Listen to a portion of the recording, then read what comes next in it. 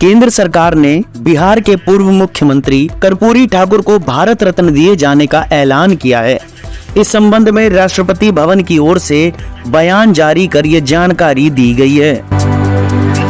राष्ट्रपति भवन की ओर से जारी बयान में कहा गया कि भारत सरकार को बताते हुए बहुत गर्व हो रहा है कि देश का सर्वोच्च नागरिक सम्मान दिवंगत कर्पूरी ठाकुर को दिया जा रहा है।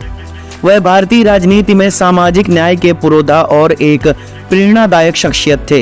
यह सम्मान समाज के वंचित वर्ग के उत्थान में कर्पूरी ठाकुर के जीवन भर के योगदान और सामाजिक न्याय के प्रति उनके अथक प्रयासों को श्रद्धांजलि है। कर्पूरी ठाकुर की बुधवार को होने वाली 100वीं जन्म जयंती से पहले उन्हें मरणोपरांत भारत रत्न से सम्मानित किए जाने का ऐलान किया गया है। जनता दल यूनाइटेड ने कर्पूरी ठाकुर को भारत रत्न दिए जाने की मांग की थी। इस ऐलान के बाद जेडीयू ने मोदी सरकार का आभार जताया है। कर्पूरी ठाकुर के बेटे रामनाथ ठाकुर ने कहा कि हमें 36 साल की तपस्या का फल मिला है। मैं अपने परिवार और बिहार के 15 करोड़ों लोगों की तरफ से सरकार को धन्यवाद देना चाहता हूं। कर्पूरी ठाकुर का जन्म समस्तीपुर जिले के पितझैया गांव में हुआ था। पटना से 1940 में उन्होंने मैट्रिक परीक्षा पास की और स्वतंत्रता आंदोलन में कूद पड़े। कर्पूरी ठाकुर ने आचार्य नरेंद्र देव के साथ चलना पसंद किया। इसके बाद उन्होंने समाजवाद का रास्ता चुना और 1942 में गांधी के असहयोग आंदोलन के हिस्सा बने।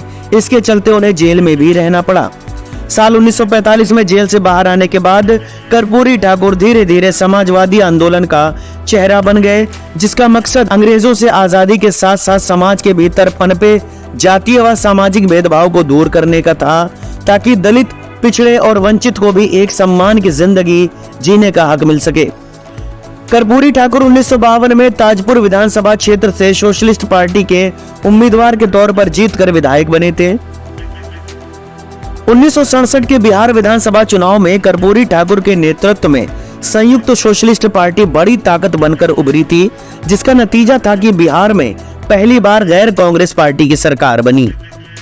महामाया प्रसाद सिन्हा मुख्यमंत्री बने तो कर्पूरी ठाकुर उप मुख्यमंत्री बने और उन्हें शिक्षा मंत्रालय का कार्यभार सौंपा गया था। कर्पूरी ठाकुर ने शिक्षा मंत्री रहते हुए छात्रों की फीस खत्म कर दी थी और अंग्रेजी की अनिवार्यता भी खत्म कर दी थी। कुछ समय बाद बिहार की राजनीति ने ऐसी करवट ली कि कर्पूरी ठाकुर मुख्यमंत्री बन गए। इस दौरान वो 6 महीने तक सत्ता में रहे। उन्होंने उन खेतों पर मालगुजारी खत्म कर दी जिनसे किसानों को कोई मुनाफा नहीं होता था। साथ ही 5 एकड़ से कम जोत पर मालगुजारी खत्म कर दी थी और साथ ही उर्दू को राज्य की भाषा का दर्जा दे दिया था। इसके बाद उनकी राजनीतिक ताकत में जबरदस्त इजाफा हुआ और कर्पूरी ठाकुर बिहार की सियासत में समाजवाद का एक बड़ा चेहरा बन गए। उन्होंने मंडल आंदोलन से भी पहले मुख्यमंत्री रहते हुए पिछड़ों को 27% आरक्षण दिया था। लोकनायक जयप्रकाश नारायण और राम मनोहर लोहिया इनके राजनीतिक गुरु थे।